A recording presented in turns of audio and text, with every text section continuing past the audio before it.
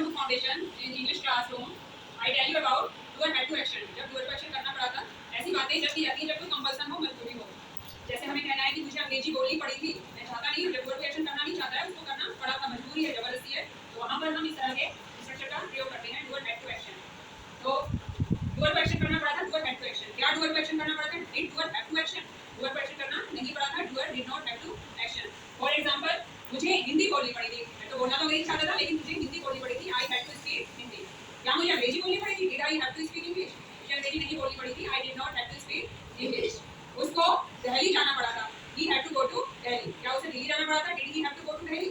उसे दिल्ली नहीं जाना पड़ा था. He did not have to go to Delhi. इस तरह के वाक्यों को आप बनाएंगे, लिखेंगे, बोलेंगे और उनकी प्रैक्टिस करेंगे.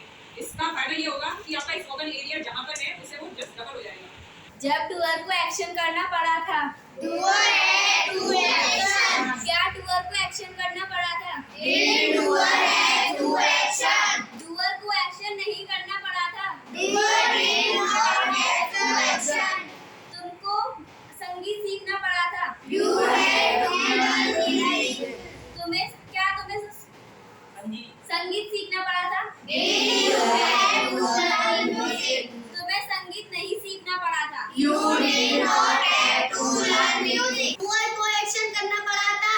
डूअर है टू एक्शन. क्या डूअर को एक्शन करना पड़ा था? डूअर है टू एक्शन. डूअर को एक्शन नहीं करना पड़ा था. Doer did not have to action. तुमको संगीत सीखना पड़ा था. You have to learn music. क्या तुमको संगीत सीखना पड़ा था? Did you have to learn music? तुमको संगीत नहीं सीखना पड़ा था. You did not have to learn music. Doer को एक्शन करना पड़ा था.